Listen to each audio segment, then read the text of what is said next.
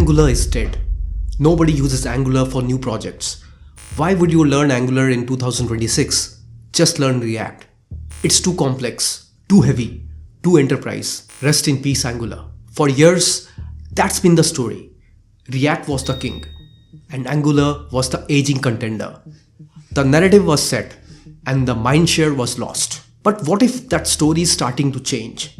What if the so-called dinosaur is evolving? After years of being overshadowed, Angular is making a comeback, armed with new features that are turning heads in the web. This isn't just an update, this is a resurrection. To understand this comeback, we have to go back not long ago. AngularJS, the original, was the king of the frontend. But then came the great rewrite.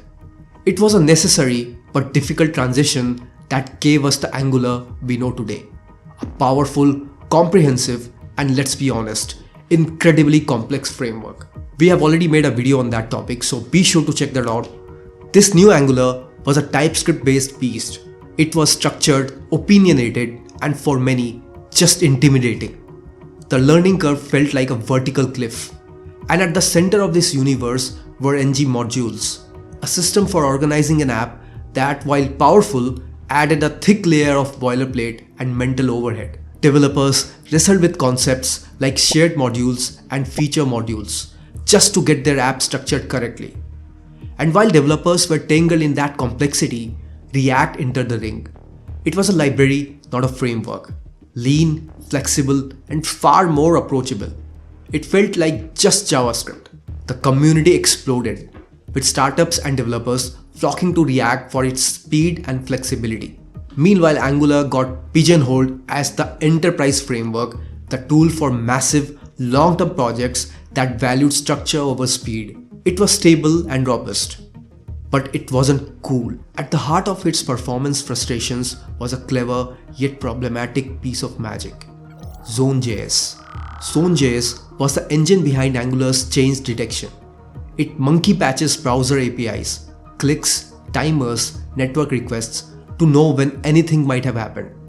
When it detected a potential change, it would trigger a check across your entire component tree. This was powerful because it just knew when to run, but it could be incredibly inefficient. Changing a single variable could cause a cascade of checks through hundreds of unaffected components, leading to performance bottlenecks. In the fast-paced world of web dev, Angular was seen as the slow, heavy dinosaur. But deep within Google, the Angular team wasn't hibernating. They were forging a new path forward. The comeback was a strategic, multi-stage evolution. The first major shot was the introduction of standalone components, which became stable in Angular 14. This was the first big step in shedding Angular's old skin. Standalone components made NgModules optional. Suddenly, one of the biggest sources of boilerplate could be sidestepped. A component, directive, or pipe could now exist all by itself. You just import the component directly where you need it. This dramatically reduced the cognitive load for new developers. But the real killer feature was how it transformed lazy loading. Before, lazy loading meant carefully splitting your app into feature modules. Now you can tell the router to lazy load a single standalone component, and Angular automatically splits it into its own JavaScript bundle. Standalone components cleared the clutter, but they couldn't solve the fundamental problem of change detection. For that, Angular needed its true secret weapon: signals. Stable since Angular 16, signals are a complete paradigm shift. A signal is a wraparound of value that notifies interested consumers when that value changes. With Zone.js, one person moving could trigger a stadium-wide search. Signals are like a hyper-efficient pager system. When data changes, it sends a signal directly, and only to the parts of the app that are actually listening. This is fine-grained reactivity, and it's very similar to what Solid.js does. And in fact, Solid.js inspired this flow. There are three core parts to this system. This is your writable signal, the source of truth. To update it, you use it .set or .update. And to read the value, you call it like a function. Second, computed. A computed signal derives its value from other signals. Here, double is now reactively linked to counter. Whenever counter changes, double automatically updates. And here's the crucial part. There is no dependency array. Angular builds a reactive graph behind the scenes, automatically tracking which signals are read. This eliminates a whole class of bugs common in React where developers forget a dependency. Finally, there's effect. An effect runs whenever one of the dependent signal changes. Perfect for side effects like logging or saving to local storage. Just like with computed, no dependency array needed. In the old world, a click could trigger a check across the entire component.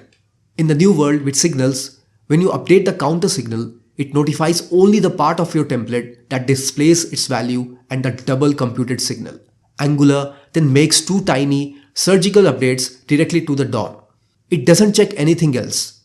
This is orders of magnitude more performant. Standalone components provided a modern structure. Signals provide a hyper-efficient reactivity engine. Together they create a development experience that is not only more performant but arguably simpler than ever before. So what does this all mean? Is Angular about to reclaim the throne from React?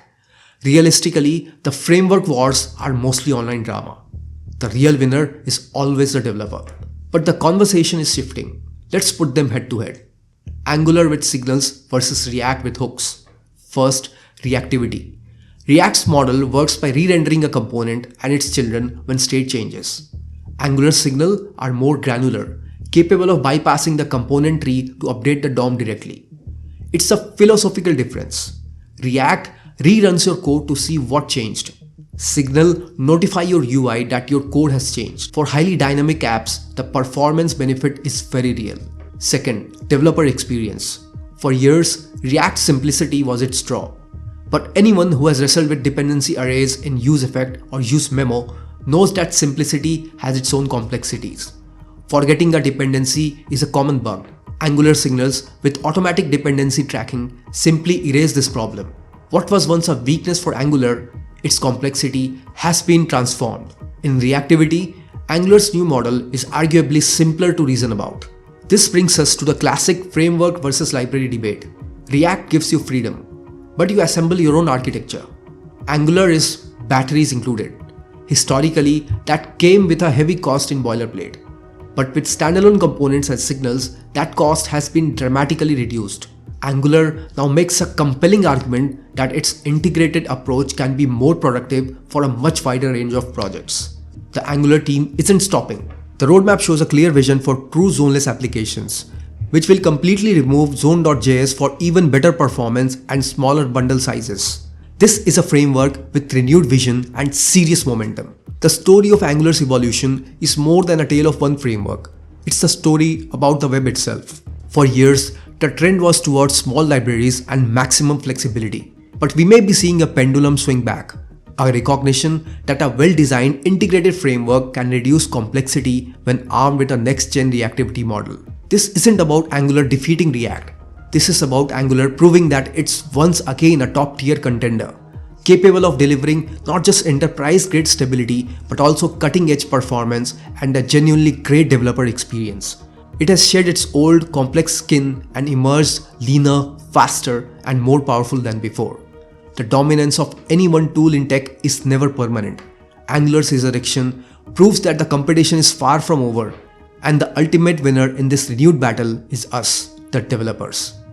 If you enjoyed this deep dive, hit the like button and be sure to subscribe for more content that goes beyond the hype. Thanks for watching, as we'll see you soon in the next one. Till then, peace out.